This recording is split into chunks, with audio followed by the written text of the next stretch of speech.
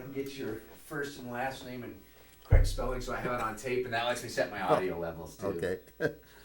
Okay, my name is Curtis Baskin. It's Curtis Baskin.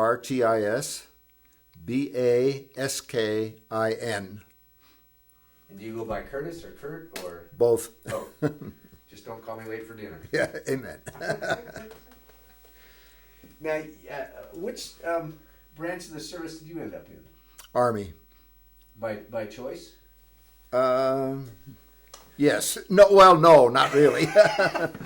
I was drafted in '43 from college and went through basic training in chemical warfare because I was studying chemical engineering at the time, and took my basic there, and then they put me into what they call a cadre school, which is sort of a leadership training course, and I was assigned to a training company to train recruits. Where were you? Where were you going to school? I was at Lehigh University in Bethlehem, Pennsylvania. Oh, really? Wow. Huh. That's two Pennsylvanians. Pennsylvanians, is that right? Yeah. Two Pennsylvanians we've had. Oh, is that right? Yeah. This Jules. I can't think of his last name right now, but grew up in a mining town in Pennsylvania. Well, that's where I grew up too. Oh, is that right? Little town called Freeland, actually. So were you? Well, so you were a little bit older than a lot of the kids because you were in college at the time, right? Yeah. So you were. In fact, I was in college and I had deferments because I was studying engineering, and I got the notice to report for induction physical and interview, and as I was getting on the bus in my hometown, the head of the draft board came and said, "Kurt, what the hell are you doing here?" Well, I said, "You didn't extend my deferment." He said, "Did you apply?" I said, "Yes." And he said, "Well, it never came before the board. Would you like to appeal?" And I said, "No, I don't think they'll take me," because I had rheumatic fever as a kid, and I had a slight heart murmur at the time, and they wouldn't take me in ROTC in college because of it, so I didn't think I'd be drafted. Well, that afternoon, I do. Life changes as you know it. Wow.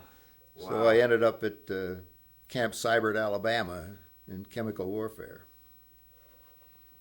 Now, was chemical warfare pretty new for World War II? I mean, were we really developing a lot of technology, or?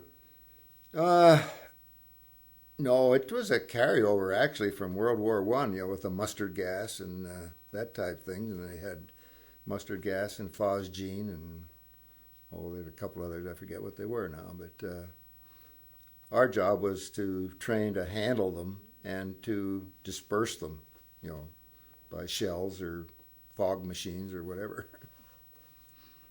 So so how did they train you? I mean, what types of things did? Well, mostly it was the basic Army training and military, firing a rifle and marching and drilling and and then studying the stuff. But then we also loaded and fired the 4.2 chemical mortar, which was one of the means of dispersing. And we also did a lot of work in transferring the toxic materials from one tank to another, in the loading procedure, etc.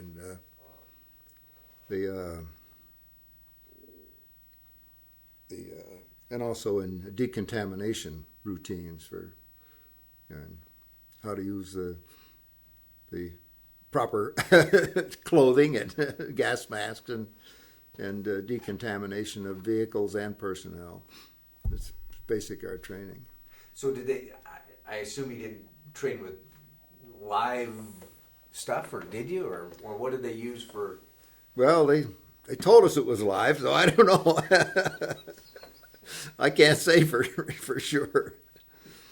But they did train us, like using tear gas for the proper use of the gas mask and things. So that part was actual.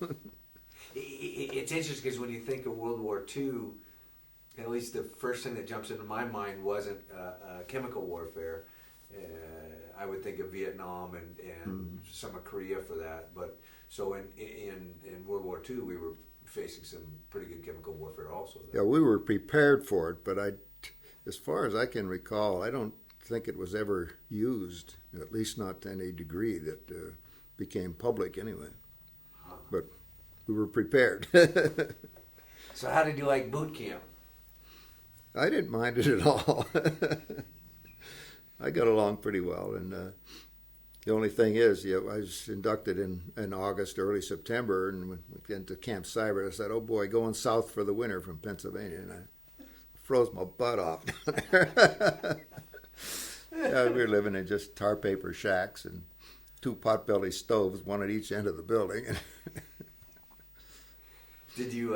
One incident I remember, one of the platoons they were going to really ace the morning inspection, so they poured water all over their floor to mop up, and it turned ice. Well, it probably looked real nice. Nice sheen on that. Yeah, we waxed it. Everybody, that's it. Everybody had these little things that they did as they went along, and funny little stories that happened to them. So it was, pretty crude living you had at that. Oh yeah, it was. Well, they had everything was a tar paper shack in the whole area, at least where I was involved in. And we did, our field training up at what was it? I can't remember. It's up in Virginia from Alabama. That's where we did our actual field training after basic training. Is there a certain school that people go to learn protocol? As you join the service, there's all this different protocol you got to follow. Who you salute, who you don't salute, who you. That's all part of the basic training. Do they actually have a class in it, or is it learned by? Oh, they actually have classes that tell you salute an officer, and salute a car with a star on it, and all that kind of stuff. Yeah. Seems like you have a lot to learn, because you're not only learning what you have to learn, but you're also learning to live. Like I said, the protocol and all that. Oh yeah, it's well, as an enlisted man, about all you. Yeah. Yes sir, no sir. Yeah. Oh wow! Now you kind of had an interesting, a little different experience than a lot of, because you ended up where, South Pacific eventually. Well, in the Philippines, yeah, in Graves registration. After basic, as I say, I went to cadre school and was training, and I went into a supply room to help in the supply sergeant in this training company. And the supply sergeant was shipped out, and I ended up as supply sergeant, still as a buck private. But from there, I was put in to go to an advanced supply and administration school up at Fort Lee, Virginia. It's an NCO school. And while I was there, they had openings for OCS class, Officer Candidate class. And I was selected for that. And that's where I got into the quartermaster from chemical warfare. You're taking a very windy road there. So from there, I completed OCS and got my commission and was assigned to I forget what they call it, a retraining battalion, is the motors officer. And then from there, they were forming two new companies, the Graves registration companies. And I was selected as one of the officers in the 4587th Graves Registration Company. And we did our unit training there at Fort Lee, and ultimately ended up going to the Philippines in Graves Registration. So how did they train? What training was it they were giving you? Well, actually, proper technique in fingerprinting, making of tooth charts, taking bone measurements, skull measurements, all that type of thing. And then also the layout for temporary cemeteries. And, just in laying out roads and setting things up for mostly as a temporary burial, but sometimes in some areas it ended up as permanent. Well, that's one aspect of the war you don't even think about is the fact that we know the tragedy, we know that soldiers were lost, but you forget. I mean, I know I interviewed a CB from Iwo, and he had pictures of the graves, the cemeteries that they'd put in there, but you don't. I mean, they were there. You didn't think about anybody having to do it or track these people or anything like that. So we actually set up little model cemeteries as part of our training. Without the bodies, but laying it out and setting up the crosses and keeping them straight and even, and then also the proper recording of all the information that you could from the dog tags or whatever. So when you went over, the bodies hadn't been buried at this point then? Not when we took over, no. But at the cemetery was already there when we got there. But another company had started the cemetery, and our company took over the cemetery at Manila and did a lot of the beautification, because the other company was just basically, I think, throwing them in the ground and marking them, and that's about it. So was that an effort that happens all during the war? I mean, while active battles going on, there's this. Well, yeah, that's the primary purpose of the Graves Registration Company was they'd normally be have people stationed at the battalion aid stations, or as the wounded were brought back, and then if they didn't make it, the Graves Registration took over and hauled them back to normally a temporary cemetery of some kind, and were in the rear areas where they would be properly identified and buried. So there wasn't a big lapse in time. If I had been killed in action or wounded and came back to this and ended up being put in a temporary one, it was a fairly timely process then. Yes, they didn't want the bodies laying around and decaying or anything like that, so it was that way. So and actually, our unit, when we went overseas, we were originally scheduled for the 5th wave of the invasion of Japan, which is sort of scary. Yeah, because they already had all of the medals ready, because they knew that there was going to be this huge loss, and the Purple Hearts were already all cast, and it's wow. Yeah, but fortunately, the peace with Japan was declared while our company was on the West Coast getting ready to ship out. So and I was assigned as the advanced representative for the company, and then went out to San Francisco a couple of weeks before the unit was due out to make sure that all of our equipment got there and everything that we had ordered was on hand to go with this when we boarded ship. So what types of equipment did you take with you? Oh, just basically all of our company supplies and transits and things like that for laying out areas, and compasses for, and then just the basic transportation equipment. So where did you, so you shipped out of San Francisco? Right. Mm-hmm. And then you landed? In Manila. In Manila. In the Philippines, yeah. So after about a 40-some day ride in the boat. Now that part doesn't sound fun. And it's 40 days of water, isn't it? I mean, pretty much most of the time. Well, it was strange. We no sooner left San Francisco and something broke down on the ship. So they bounced around out there just offshore for, I don't know, seemed like it was a day or two while they worked on the ship. And they said everything was okay, so they headed out. Well, we got out there near Pearl Harbor and had to be towed into Pearl Harbor. So we lived on the ship, but were able to get off during the daytime once in a while at Pearl Harbor. Because you're kind of at the tail end of the war, and we're scraping the barrel for equipment and duct taping it together, baling wire to put it together. But actually, then from Pearl Harbor, we went from Pearl Harbor to Manila and unloaded and set up at the cemetery, the Armed Forces Cemetery at Manila. How many? What type of numbers are we looking at? People,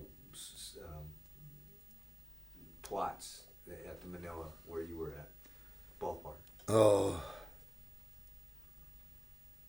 probably 5,000-6,000 by the time I left, and then they expanded it, doubled the size of it, just right after I left, from what I've heard. Wow. I brought a couple slides with me that shows the cemetery and the layout. Oh, good. He'll be putting those on tape. Yeah. So, when you got there, what was this the first? So there's some that the cemetery started, right? Yeah, another company that had been there for a while had started the cemetery, and actually, I guess the Memorial Division wasn't completely happy with their performance. So they moved our company in with the instructions to get it cleaned up and get things in order. So you had some soldiers that had already been buried, and you had soldiers yet that needed to be identified. And well, when we got there, there was no backlog, so to speak. Everything had been, but they were part of our company's responsibility was to remove all of the bodies off Corregidor into the cemetery, and then also to have teams out along the death march interrogating the natives, the people along the route of the death march, trying to find where any bodies had been buried. And it was, the Filipinos were under penalty of death if they even hardly looked at an American. But it's amazing some of the stories that we did get from people along the way. They were, they couldn't read or write, but they'd remember guy's name, his family's name, and where they lived, and that type of thing, and where they had buried them or where they had seen them buried. So, wow, boy, that had to be a pretty hard job. Because I've interviewed some people that were actually in the Ten Death March. Yeah. One guy that played pinochle. On the death march, he learned how to play pinochle. And I'm thinking, wait a minute, this isn't what I've heard in the history books. But, well, actually, for a healthy individual, the death march was really an easy march for anybody that was healthy.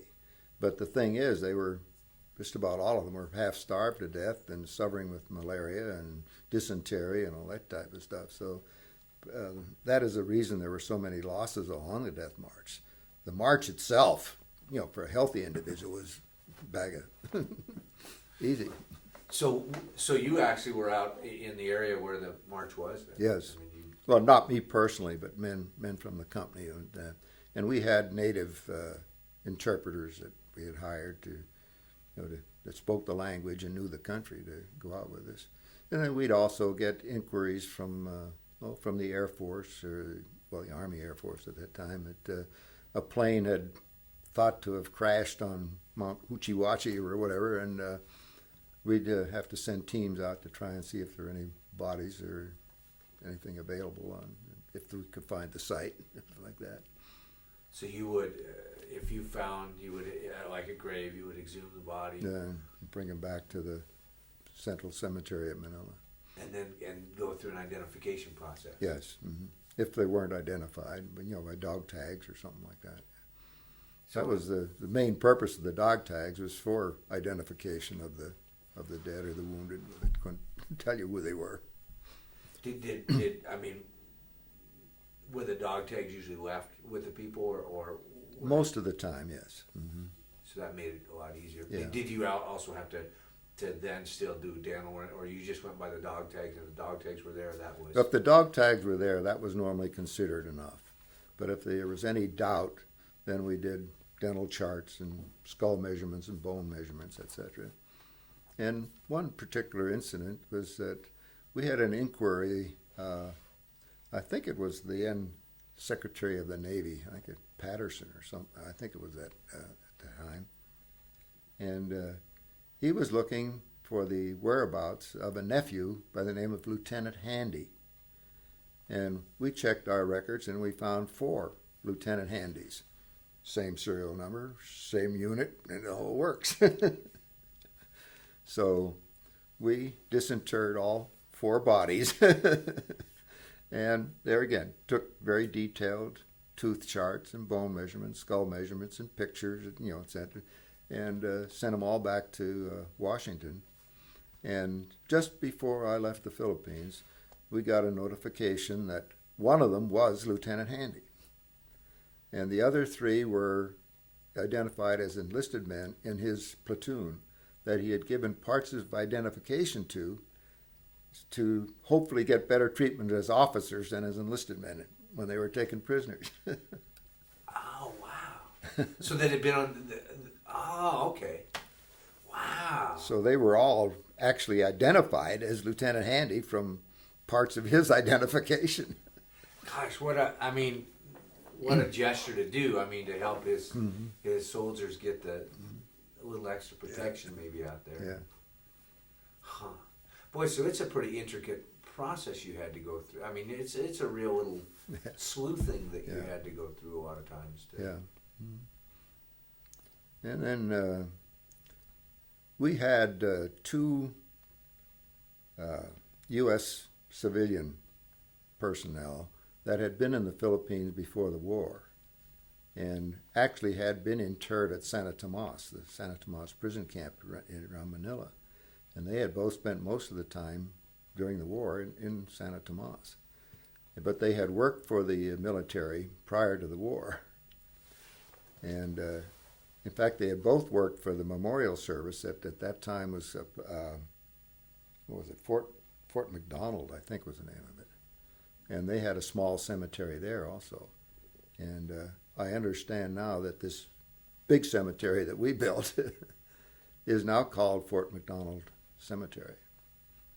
But it was interesting. Well, in fact, the one old guy, he must have been, in his late 60s or early 70s, that we had, well, to back up a little bit, when we were there, there were a bunch of Japanese POWs that were in a POW camp not far from the cemetery. And we used them for labor around the cemetery. And they had an interpreter along with them that spoke English. And this old guy saw this interpreter one day and he asked for permission to speak to him. And found out that he thought he had recognized him. And this interpreter had been a barber in Manila before the war and used to give this guy his shave and his haircut. No, it's a small world. Wow. So what was the cemetery like that you set up over there?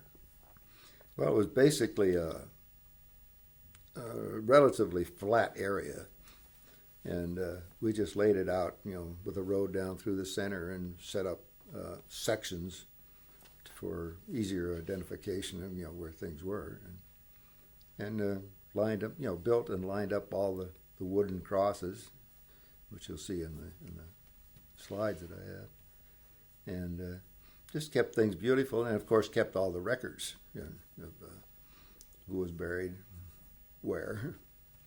And there was one area that was unknowns. It wasn't a big area, but there was a bunch of unknowns there that we had no identification on whatsoever. So the soldiers that were buried there, are they generally left there, or were soldiers brought stateside eventually, or? I'm not sure. It was my understanding that if the families requested it, they were disinterred and shipped back to the mainland, or to the U.S. And there again, while we were there, any current dead were usually, we tried to, if they were going to be shipped, we tried to embalm them and ship them home.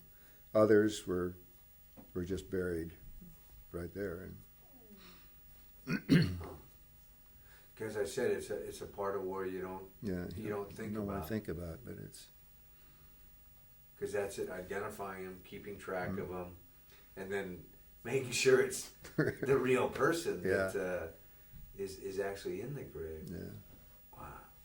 Was that a pretty hard job to do? I mean, because you knew that these were all young soldiers, or did it become? Well, it's I guess something you really never get used to, but it's, I guess, just like a funeral director here. I mean, it's the job to be done, and most of the guys handle it pretty well, or seem to anyway. And, it wasn't a personal deal. If they ended up with somebody from your hometown that you knew, I guess it become pretty personal. But did you run into any of that? The No. people you served with? no. Huh. So there's divisions that this is their job. When we have a war, there's a division that. Yeah.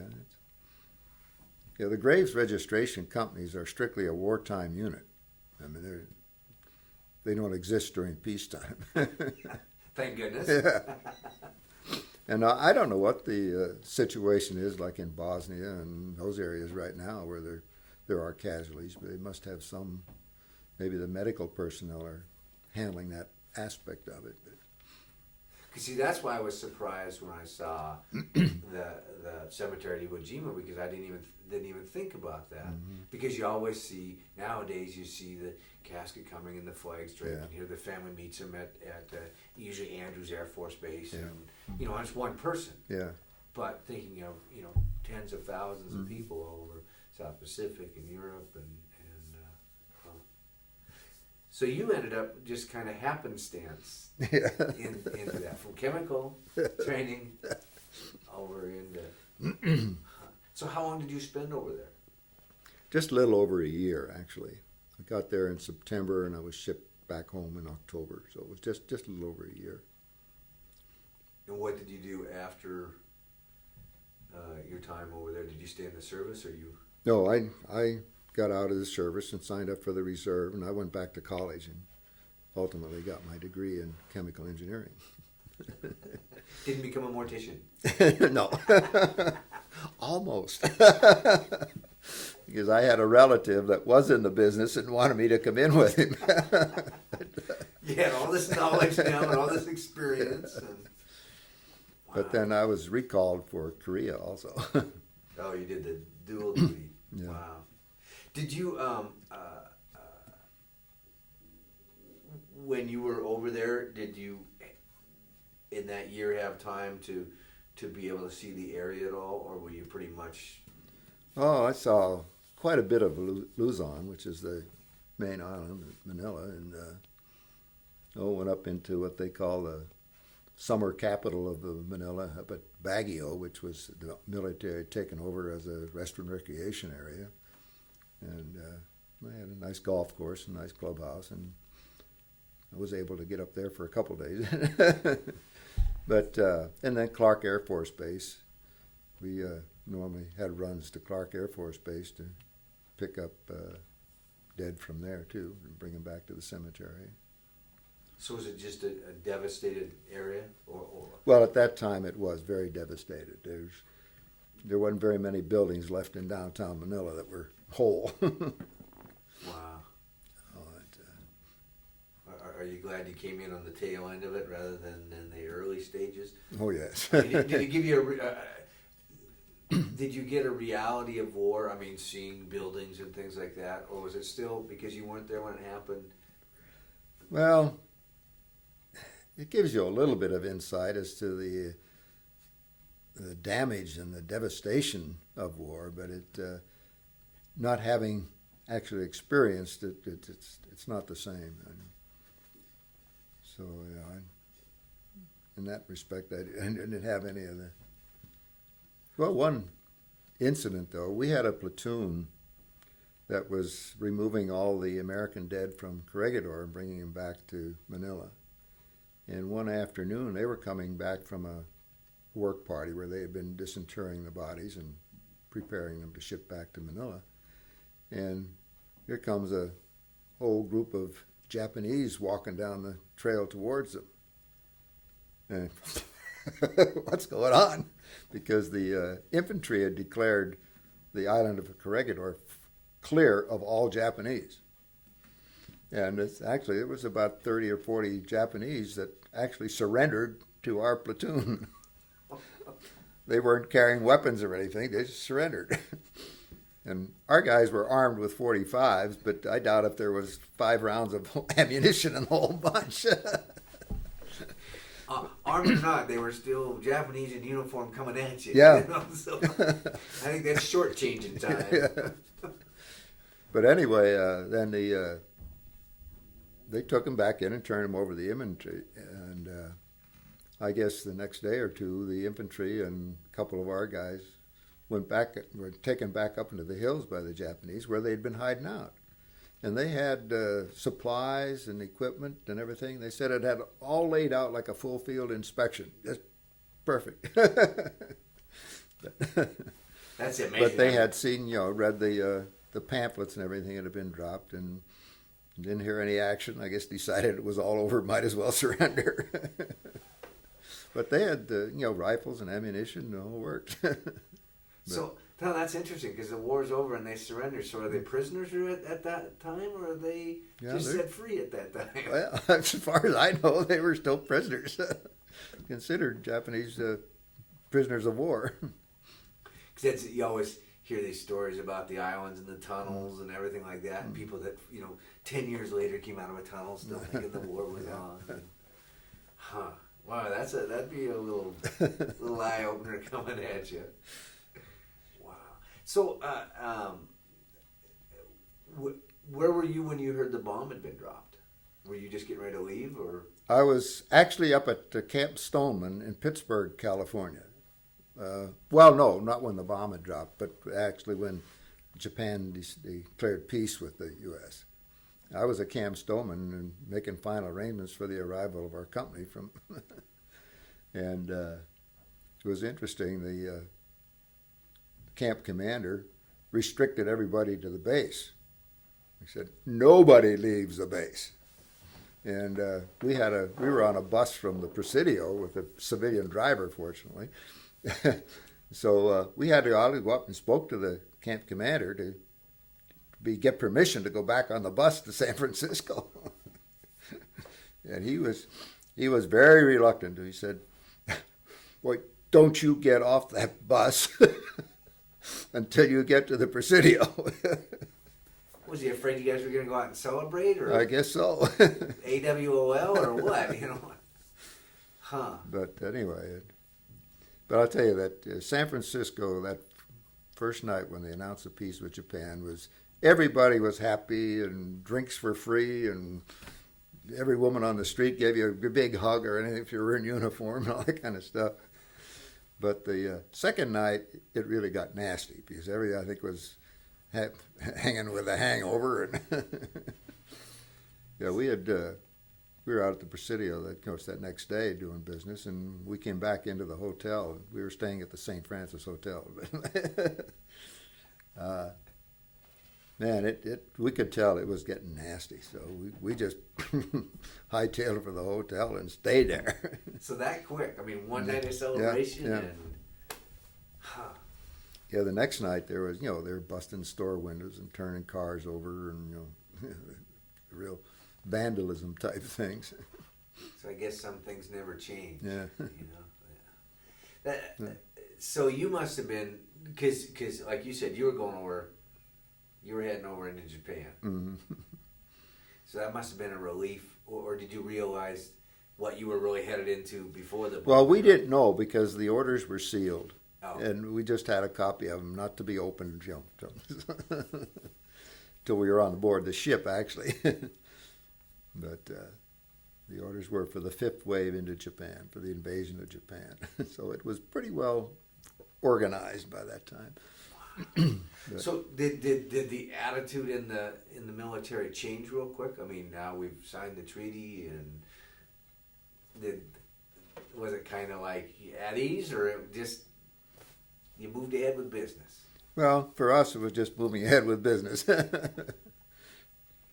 And I don't know what the actual combat troops were feeling, but I'm sure they felt a relief that it was going to be over.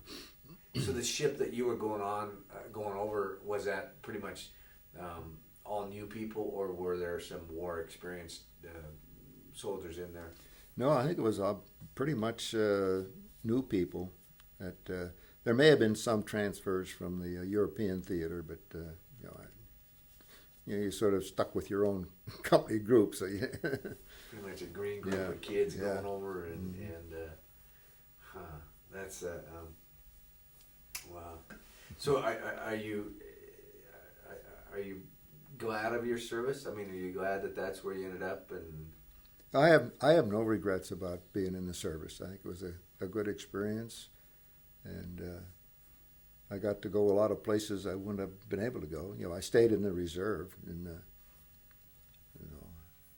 I ended up ultimately with about 33 years of service. Wow. Now, so when you came back, went to college, GI Bill? Yes. Mm-hmm. So what did that mean to you? I mean, you were already in college, so you would have probably gone on with college anyway. Well, yeah, I had a full tuition scholarship to Lehigh to start with. Oh, wow. Athletic or educational? Educational. Yeah, I went to a little private school in Freeland, Pennsylvania called Mining Mechanical Institute. And one of the main reasons I went there was to try to get a scholarship because they gave out at least 4 scholarships every year to the individuals with the highest 4-year average. And it was privately endowed by the Cox family. It was a big coal mining family there. And the school originally started in 1878, I think it was, as a training for mine foremen, as a sort of a night school for mine foremen. Huh. And then it became a day school for the children of mine employees. And ultimately